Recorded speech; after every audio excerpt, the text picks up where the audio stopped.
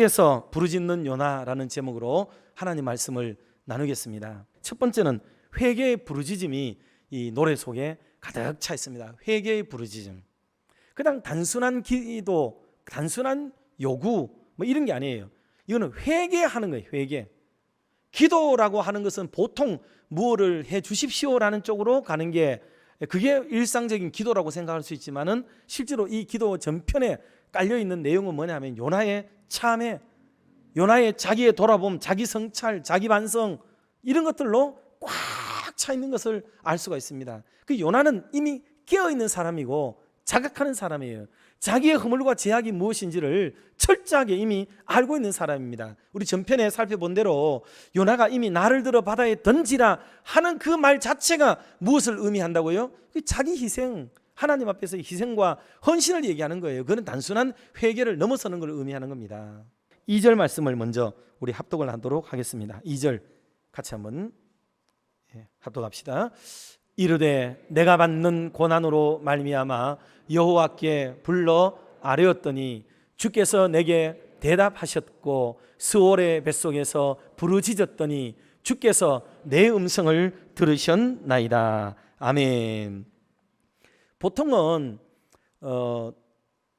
스올이라는 단어가, 여러분 이 스올이라는 단어는 신학적으로 대단히 의미가 있어요. 의미가 있는데 이걸 오해 없이 여러분이 잘 받아들여야 되겠어요. 스올은 지옥을 의미하는 단어입니다. 실제로 지옥.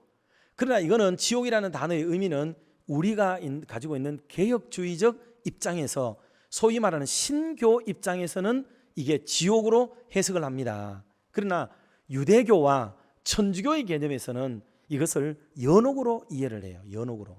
그래 요나가 지금 여기서 스올, 연옥이라고 말하고 싶어하는 의도, 지금 실제로 유대 교리는 연옥 교리가 있습니다. 연옥 교리가 있는데 유대인들의 연옥 교리는 어떤 거냐 하면 지금 사람이 죽으면은 연옥에 가잖아요. 천주교가 말하는 것처럼 똑같아요. 그래서 가는데 거기서 12달이 지나면은 12달이째가 되면은 하나님이 그를 다 하나님의 품으로 인도해 간다는 교리예요. 그게 연옥 교리입니다. 그런데 놀라운 사실은 유대민족들은 다 선민이기 때문에 그들은 무슨 죄를 지었을지라도, 어떤 악한 죄, 흉측한 죄를 지었을지라도 연옥에서 11달 머물다가 12달이 되면은 그래도 하나님이 아브라함의 자신의 품으로 데려간다 하고 믿는 게 연옥 교리예요.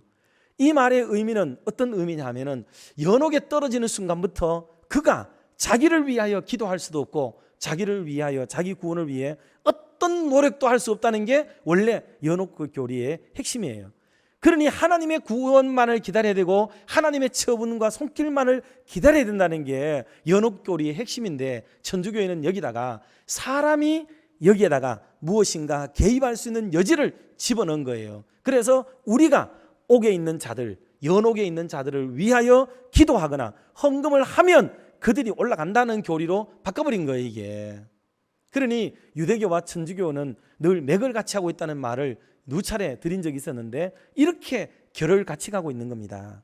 근데 오늘 우리는 이 본문에서 연옥을 인정하고자 하는 말이 아니에요. 이 성경이 쓰고자 쓰여진 그 의도, 그 목적은 무엇인가는 우리는 이해해야 된다는 뜻이에요. 그게 바로 뭐냐면 이 요나는 지금 물고기 뱃속에 들어앉아 있는데 지금 이전까지는 자기가 하나님을 위하여 무엇인가 돌이킬 수 있는 기회, 회개할 수 있는 찬스, 명령에 다시 재차 순종할 수 있는 기회들이 자기의 선택과 의지에 의해서 다 있었단 말이에요. 그러나 물고기 뱃속에 들어와 있는 지금에서는 자기가 할 수 있는 일은 하나도 없다. 오직 하나님의 처분만을 기다릴 수밖에 없다는 뜻으로 지금 내가 스올의 뱃속에 있다라는 말로 지금 이렇게 노래하고 있다는 뜻이에요. 이게 하나님은 그를, 요나를 하나님 앞으로 돌아오게 하는 게 이게 최고의 목적이고 니느웨를 돌아오게 하는 게 하나님의 목적이었던 거죠. 이게. 그러니까 회개는 뭐냐?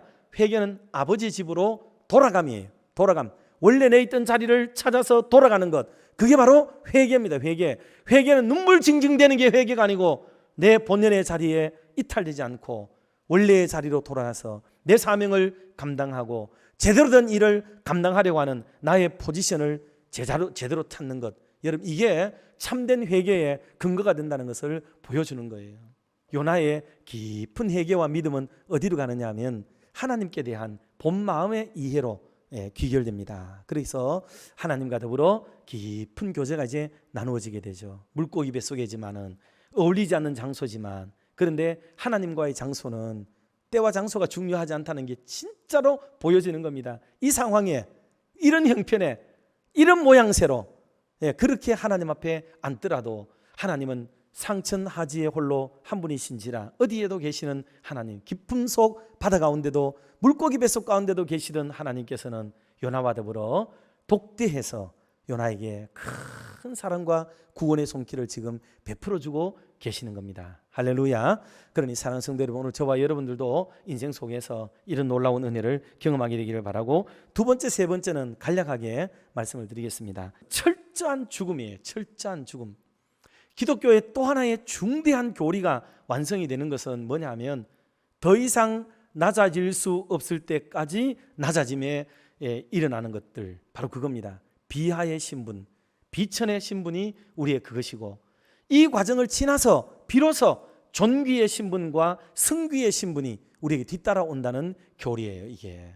자, 그래서 지금 우리가 있는 이 세상 속에서는 이 땅에도 잘 되고 하늘나라에서도 잘 되고, 이걸 바라보는 게 우리의 믿음이 됐습니다. 그러나 이 교리는 실제로는 기복주의 교리예요.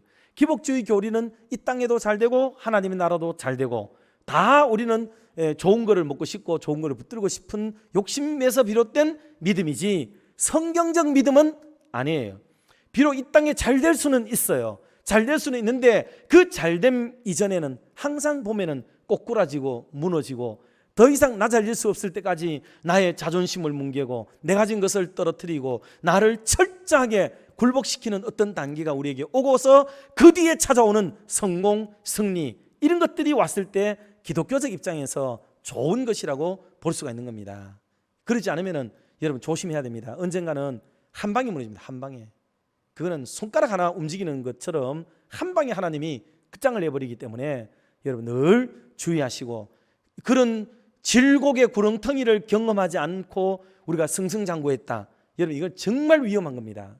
그건 정말 위험한 거기 때문에 늘 겸손하게 더 엎드리고, 그런 극난한 재난과 위기가 우리 앞에 닥치지 않기를 위해서 날마다 공손하게 우리의 인생을 살아가야 될 필요성이 더욱 있는 존재들이라고 볼 수가 있습니다. 마지막 세 번째가 뭐냐 하면, 여기서는 감사의 찬송입니다. 근데 이 감사의 찬송을 우리는 생각하기를, 건져주셨으니 감사하다, 이렇게 나를 구원해 주셔서 감사하다, 내가 승리하게 해주셔서 감사하다, 이렇게 생각할 수 있어요. 그런데 놀랍게도 그렇지 않습니다. 역설적인 감사인데, 이 감사는 지나고 보니 내가 참 풍랑을 만난 게 얼마나 감사해요. 물고기가 얼마나 감사합니까? 처음에 내가 물고기에 삼키게 될 때, 내가 바닷물 속에 던짐을 받을 때, 풍랑이 막 일어날 때, 이때는 정말 위기감이 느끼고 여러분 얼마나 두렵고 떨리겠습니까? 그런데 지나고 보니까 놀랍게도 그게 감사하다라는 거죠. 풍랑이 감사하고, 그리고 이렇게 물고기가 나를 삼키려고 다가올 때에 이 말도 할 수 없는 숨막히는 고통이 내게 엄습하고 두려움이, 공포가 나를 휘감았지만은 지나고 보니까, 그게 없었더라면 어쩔 뻔했는가, 그 생각이 드는 거예요. 그 풍랑이 없었으면 하나님 앞에 만났겠어요? 물고기가 없었는데 어떻게 하나님 앞에 앉아 설 수가 있으며 하나님과 신령한 교통이 이루어질 수는 있었겠냐 말이죠. 그래서 이 교리는, 이 파라독스라고 하는 역설적 교리들인데, 그 이면을 생각해 볼 수 있는 교리가 바로 이것입니다. 오늘 이 말씀을 곰곰이 한 주간 동안 묵상해 보시면서 정말 하나님의 마음을 이해하지 못한다면, 여러분 우리 신앙은 겉도입니다. 겉돌아요. 여러분 여러 가지 제도, 말, 이런 것에 너무 매지 말고, 하나님이 정말 우리에게 원하는 게 뭐고, 또 목회자의 그 심정과 중심이 뭘까를 우리가 이해를 하고, 또 우리 사는 가족들의 참된 이해가, 마음의 본심이 뭘까를 이해하고 살아가는 이게 바로 우리 인생의 승리적 삶을 살아가는 놀라운 근거가 된다는 것을 깨닫고, 오늘 이후부터 멋진 삶을 살아가는 저와 여러분이 되시기를 주님의 이름으로 축원합니다.